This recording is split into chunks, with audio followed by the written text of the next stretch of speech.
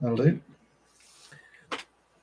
Okay, so what's the screen? Literary busking. Oh, that's good, yeah. Am I close enough to the screen? Yeah.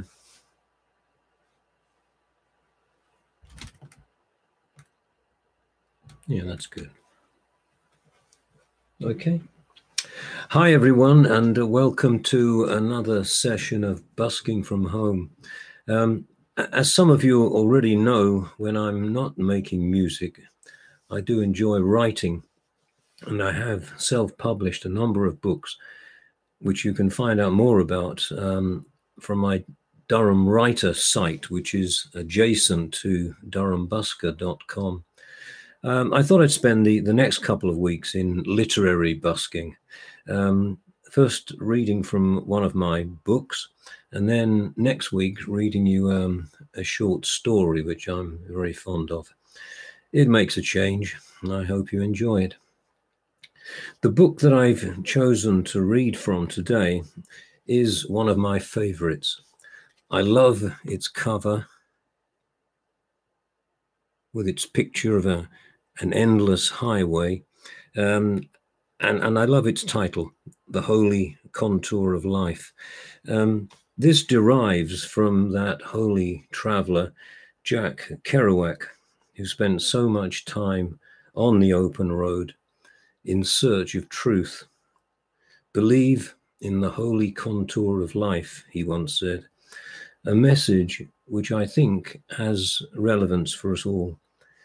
Life is a journey, but its destination is spiritual, not temporal. It is a process of self-discovery which requires each of us to recognize their own personal identity. Most of these readings have their origin in readings which I used to give at morning assembly when I was head of sixth form at a school in Bishop Auckland way back in the 1980s. I often wondered whether anyone was listening, and I don't suppose that 9 a.m. was a very appropriate time to be reflecting on the meaning of life. So here I am, revisiting thoughts that I had some 40 years or more ago. I dedicate them to all my former pupils, for whom trying to make some sense of life was always very close to my heart. I hope that you're listening now. I'll start with the introduction to the book, which sort of sets the scene for the readings that follow. The American Declaration of Independence identified the pursuit of happiness as one of man's inalienable rights. As befits a document which set such store by the equally important right to liberty, however, the Declaration didn't presume to spell out what was meant by happiness. 200 years and more later, the concept still remains a puzzle to us. We all want to be happy, but what does this mean in practice? In our modern consumer society, we are encouraged to identify happiness with success reflected in fortune, fame, and family. Unfortunately, few of us measure up to these criteria of success, and so we become dissatisfied and unhappy. One way out of this dilemma is to reflect upon our lives and our relations with others and ask ourselves some pretty basic questions, such as, who am I? What do I really want from life? How am I to make sense of it? There is, of course, nothing original about such questions, for they have exercised the minds of philosophers for more than 2,000 years, and they lie at the heart of most major world religions. My own views on how these questions should be answered have been largely shaped by Christian thought, but they are free, I hope, from any dogma and should therefore be of help to anyone trying to make sense of the world in which we live. One source that I am particularly indebted to is the 14th century English mystic Dame Julian of Norwich, whose book, Revelations of Divine Love, opens a window on the divine which is both unique and original. It was that holy traveller, Jack Kerouac, who first coined the phrase, the holy contour of life. And I think that this provides a fitting title for the reflections that follow. We don't need a whole lot of knowledge or material possessions to live a good and happy life. We are all of us on the same journey and all heading in the same direction. We need to recognize our fellow travelers and try to enjoy their company. We are all of us loved and worthy of love, and this should nurture within us a lightness of spirit and belief that, in the words of Dame Julian of Norwich, all shall be well. So now to the readings. The first one is entitled Knowing Ourselves. Man has been defined as a playing animal, and indeed much of our time is devoted to amusing ourselves in various forms of structured games play. We play games and we enjoy watching people play games. We also derive considerable pleasure from watching people pretend to be other people. We might regard all this as a necessary relaxation from the pressures of real work. But if we think about it carefully, even our more serious activities are nothing more than role playing.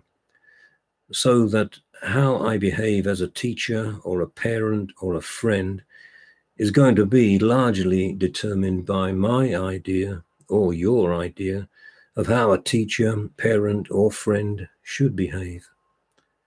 And so we go through life acting out a series of different roles.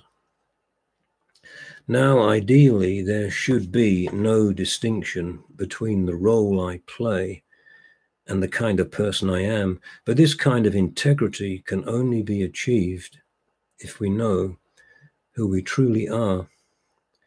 Unfortunately, this is not easy, since every one of us is shadowed by an illusion, what Thomas Merton has called a false self.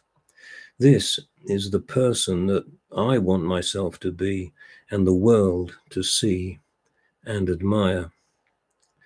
Most of us are devoted to the development and projection of this self-image, and the realization of this goal has now become the cornerstone of our consumer society.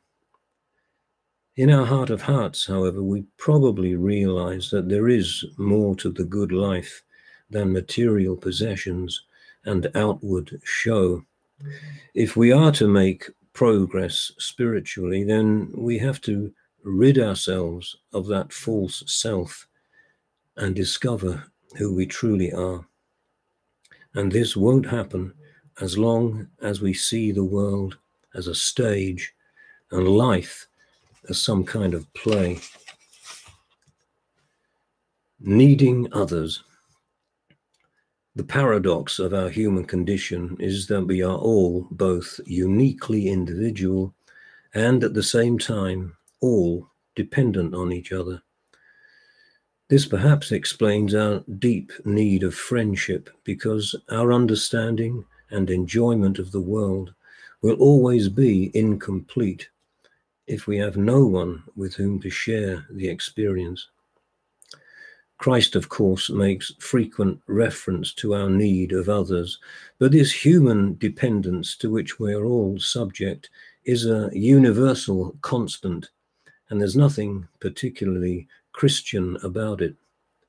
Here, for example, in the following extract, the Roman author Cicero, writing some 50 years before the birth of Christ, reflects upon a natural world held together by the bond of affection. Birds and fishes and beasts of the field, tame and wild, every living being loves itself. The feeling is inborn in every creature, and inborn too is the need to find other creatures of the same species onto which they can fasten themselves.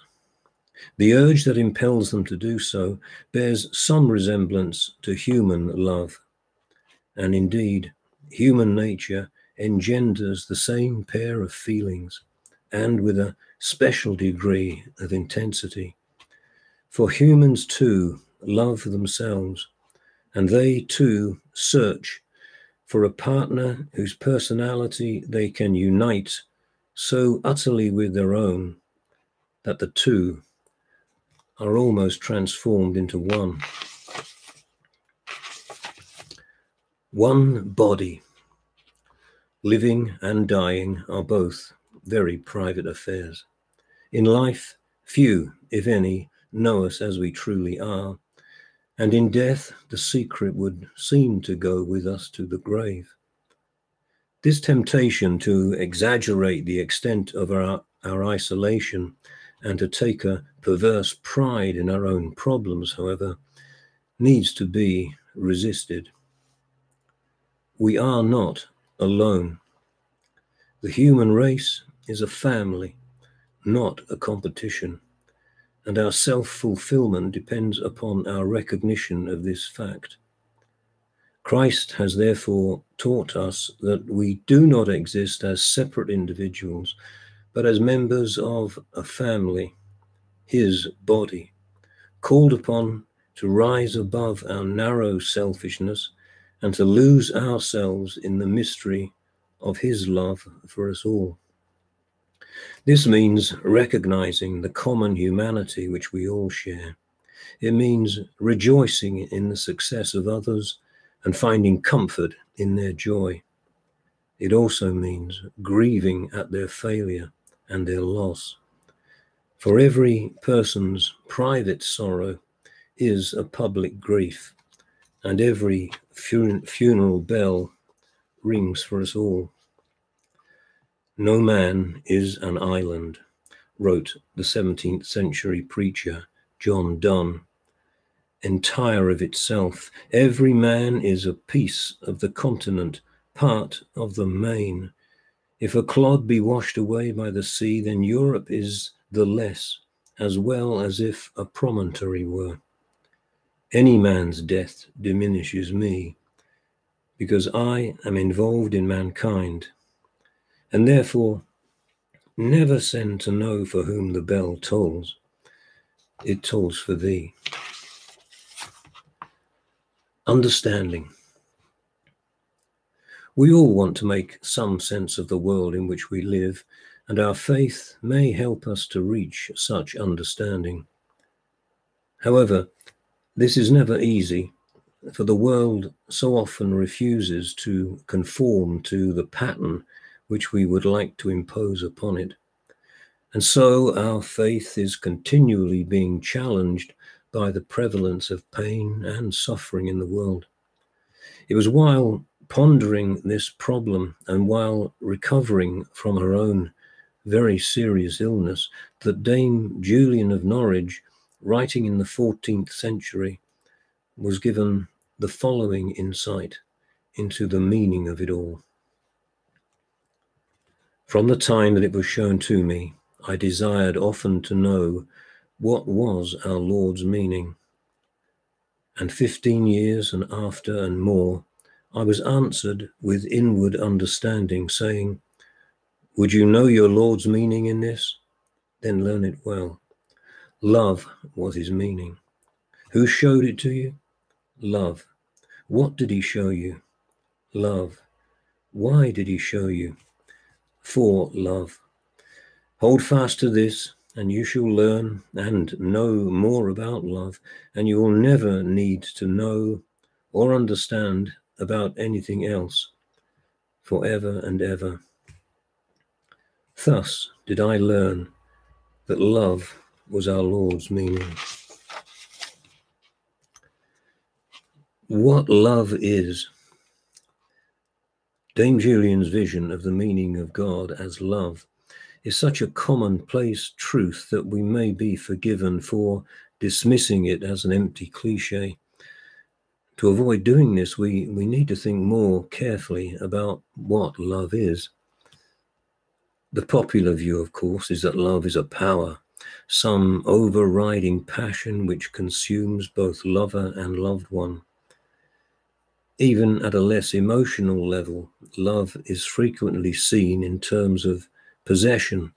And sadly, our human relations are often marred by this material view of love. Like a miser hoarding his gold, we distribute such love sparingly, lest in sharing it too widely, we lose it altogether. And when such love is not returned, it all too often changes to hatred or dislike. Now, God's love, of which Dame Julian spoke, is clearly of a different order altogether. It is all-embracing.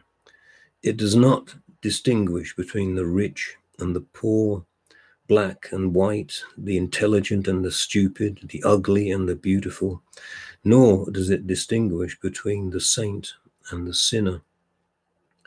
We are all called upon to share in God's love, and the sharing of this love only increases its intensity. Nor does God's love treat us like objects or possessions, nor is it a magical power transforming us into super beings. It is simply the power to love ourselves for what we truly are, and to respond to God's invitation to love him. There is no compulsion about such love. It sets us free.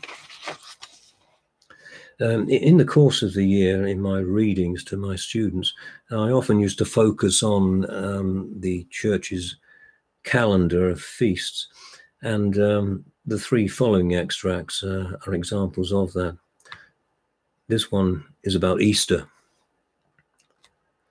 One of the great temptations that Christians have to face is that of becoming complacent and self-satisfied. This is particularly so at Easter time. Christ has died, Christ has risen, so Christ rules, okay. Now there is surely more to faith than this childlike optimism that everything is going to be fine in the end. Such blind faith may be reassuring, but it can also lead to prejudice and insensitivity to the feelings of others. Worse still, such faith can so easily be destroyed when the going gets rough and God fails to do his stuff. The point is that such faith has shallow roots. It is based simply on what we have learned and what we have been told, not upon our personal commitment to God. Being a Christian does not mean we have to stop thinking for ourselves. We are all individuals, and God sees us as such, not as mere labels. And so our faith, while expressing itself in words or actions which may be Christian, Muslim, or Buddhist, or whatever, must be rooted in a personal relationship with God, which only he will really know. Nor should we expect such a faith to make life easy, for like Christ as he prayed in the desert and in the Garden of Gethsemane, it may simply bring us face to face with the reality of our own sorrow and that of the rest of the world. Each new day will reveal its own particular Bethlehem or Calvary, the notion of some infinitely gentle, infinitely suffering thing. Advent. In the month of November, the Christian Church draws our attention to the common destiny which we share with all the saints and all those who have died and gone before us. It's not the sort of topic that one likes to dwell on, but the inevitability of death is a fact which we must face up to, and one which it would be foolish to ignore. And yet most of us, I guess, live out our lives believing that we shall live forever, or filled with regret that it all must one day end. In the following extract, the Roman Stoic philosopher Seneca, writing about the year 45 AD, reflects upon the absurdity of such attitudes. No one is so ignorant as not to know that he must die one day. Yet when a man comes near to it, he turns his back, he trembles and laments. Would you not consider that man to be the most foolish of all men, who weeps because he was not alive 1,000 years ago? A man is just as foolish if he weeps because he will not be alive 1,000 years from now. And these examples are parallel. You were not, you will not be.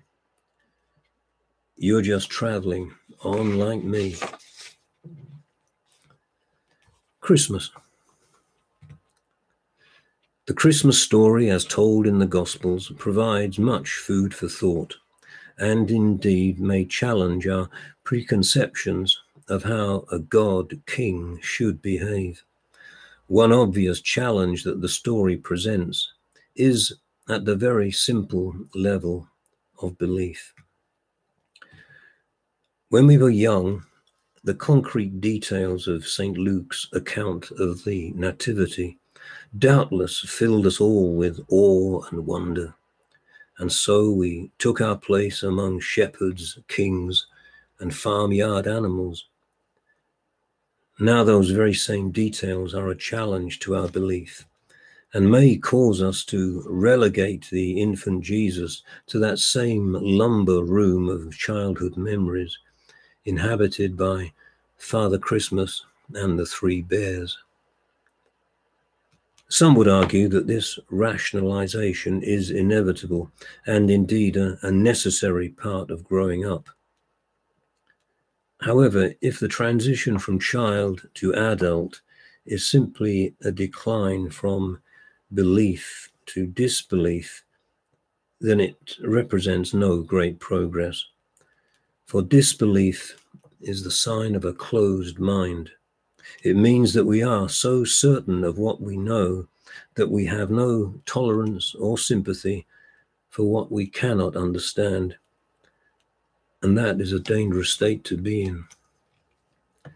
God made man is a challenge to us all. For the servant king, the displaced God, and the homeless child seeks a home in the heart of everyone. It would be a shame if, like the innkeepers of Bethlehem, we were to turn him away.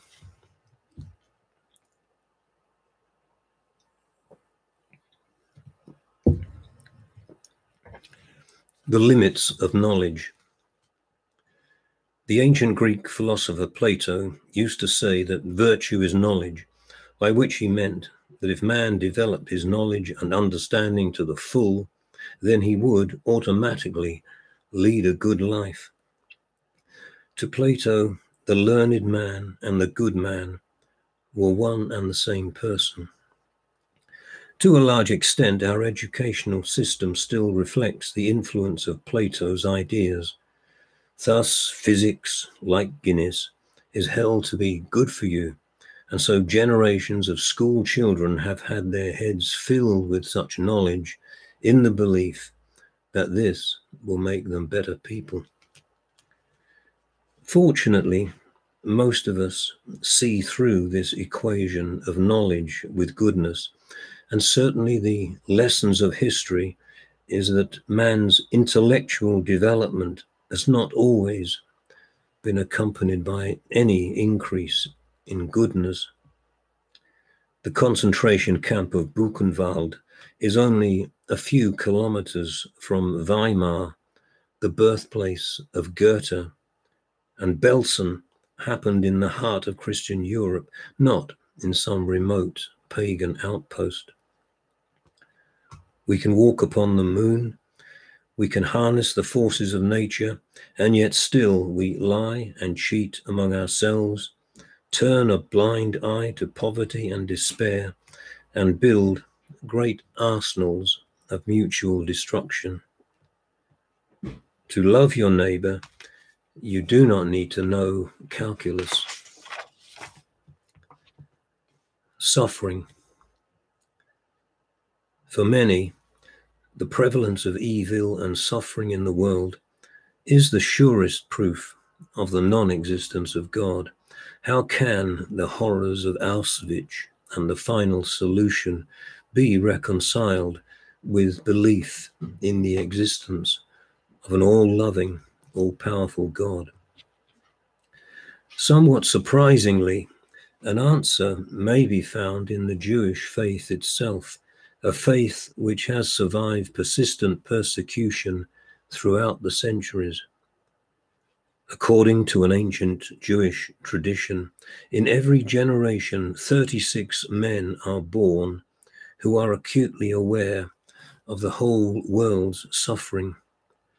They bear its burden and they are martyred for it. They are the Lamed Vov, or just men. If one of them were lacking, the Jewish scriptures tell us, the sufferings of mankind would poison even the souls of the newborn, and humanity would suffocate with a single cry. For they are the hearts of the world multiplied, and into them, as into one receptacle, pour all our griefs. Through the presence of these just men, therefore, sorrow and grief become bearable, and not simply for Jews. Christians share much of their faith, and the concept of the just man redeeming the world through his personal experience of its suffering and its pain is clearly reflected in the life of Christ. We have no other God. Nothing is certain. For many people, faith implies a blind acceptance of authority, and they believe in things because of the security and sense of purpose which such belief provides. They are looking for certainty, and they find it in a convenient package labeled Catholicism, communism, or maybe just atheism. For faith and non-faith, belief and disbelief are really the same thing, insofar as they both reflect an arrogant certainty which blinds their followers to the merits and possibilities of alternative points of view. Such certainty, however, cannot be found, and neither should we look for it. Support for this view may be found in the experience of our own personal relationships, where we are continually learning new things about ourselves and each other, and where labels and stereotypes have little relevance. More surprisingly, however, we may find support for a more open-minded and tolerant attitude in the world of science, where in fact nothing is what it seems to be. On the cosmic level, our eyes register the light of dead stars, and we see not the present, but the past. While at the level of the infinitely small, the electron particle, not even atomic events can be described with absolute certainty. Science, then, should encourage in us a spirit of humility and tolerance, but so too should religion. If they do not, then the results can be damaging for the individual and disastrous for society. This was the point made by the scientist Jacob Bronowski in his famous television series, The Ascent of Man, when, standing outside the extermination camp of Auschwitz, in the marshy ground over which the ashes of cremated Jews were scattered, he stretched out his hands in the stagnant water and made the following plea for tolerance and understanding.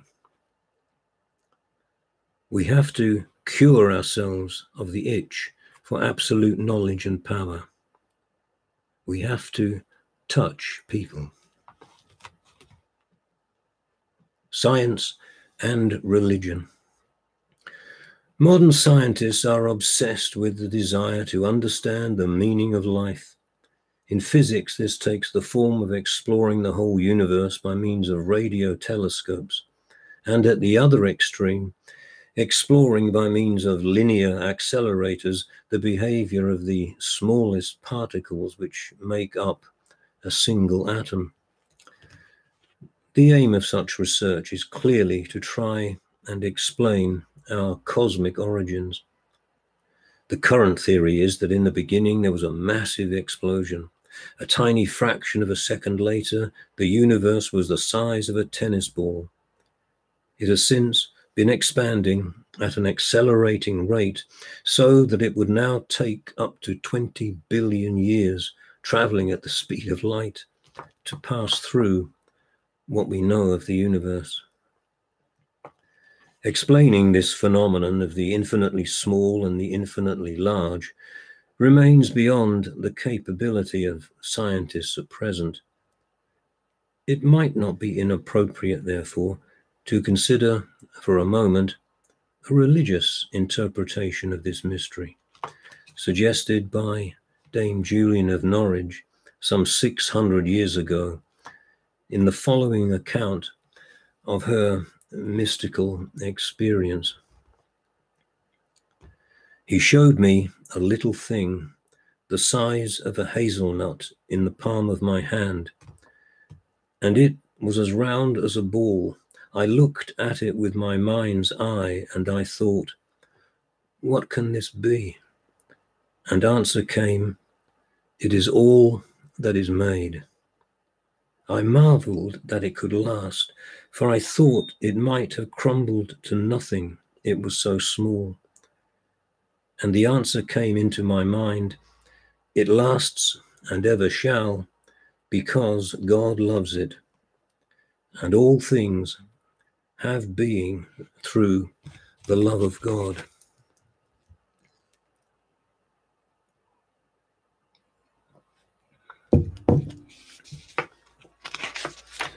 My final reading is called Time and Space. It was never the occasion for an assembly reading to my students, but it does reflect my current views on time and space and the human condition. Time and space. Time is both a continuum and a collection of individual moments and events. In both respects, this reflects the observer's role in creating reality. Thus, on the one hand, it's always the day it is, and time's passage is an illusion, while on the other, we live in a world of events which change with each passing day, and we try to make sense of this process by attaching significance to certain events. We are all driven by this desire to preserve the moment, carpe diem.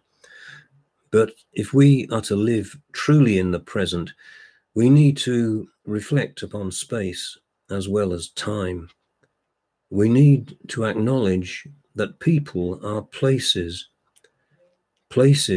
where the mind lives, so that although we may seem to move and change position, our address always remains the same.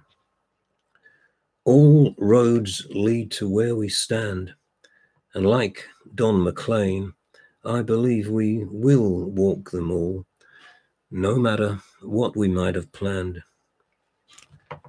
Perhaps this is what Jack Kerouac meant by the holy contour of life. You were not, you will not be. You're just traveling on like me. Well, there you go. I hope you enjoyed those readings. Remember, if you wish to get hold of a copy of The Holy Contour of Life, you can do so through Amazon, lulu.com. Paperbacks go for about £4, I think. You might also, if you've found my readings interesting, you might also want to look at another book I've written on Dame Julian of Norwich. She is very much an inspiration, and as I pointed out in one of my readings, she offers a view of the divine and the spiritual which is quite unique and quite original. So there you go. I thought to round things off, I would sing a song, sing you a song. In that last reading on time and space, I referenced Don McLean, and the song referred to is Crossroads, a song which I first heard way back in the 1970s, maybe about 71, 72. The thoughts behind that song have remained pretty much with me all these years. So, Crossroad.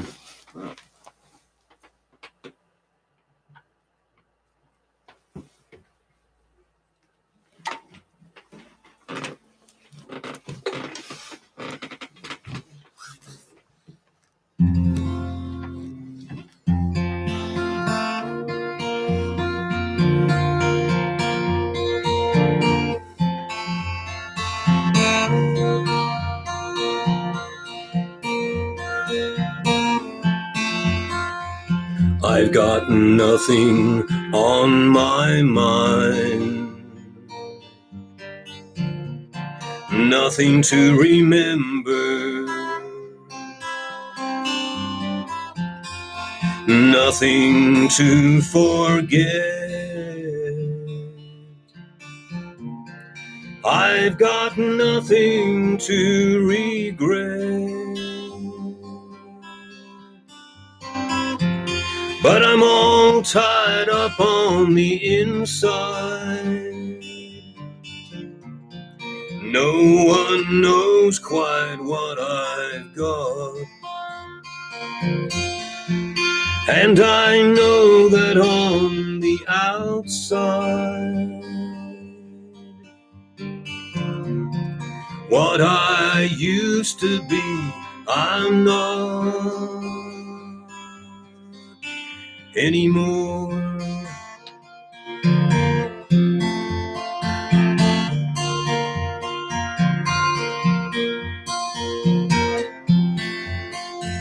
You know, I've heard about people like me, but never made the connection. They walk one road to set them free, and find they've gone the wrong direction. But there's no need for turning back, for all roads lead to where I stand. And I believe I'll walk them all, no matter what I might have planned.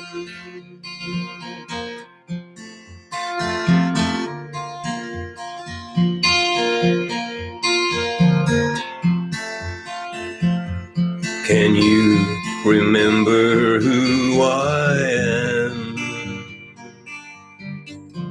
Can you still feel it? Can you find my pain? Can you heal it? Then lay your hands upon me now, and cast this darkness from my soul. for only you can light my way. Only you can make me whole once again.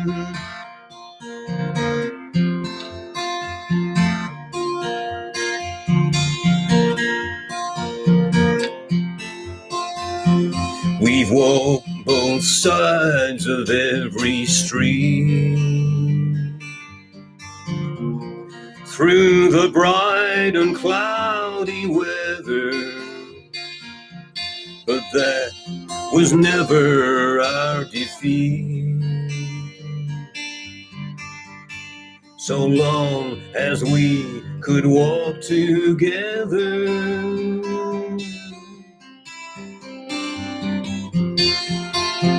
but there's no need for turning back, for all roads lead to where we stand, and I believe we'll walk them all,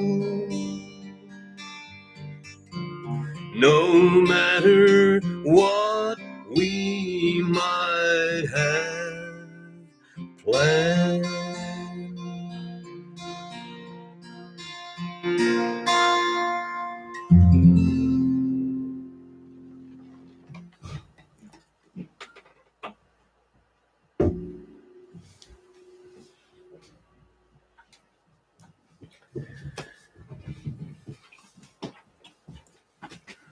Bye for now.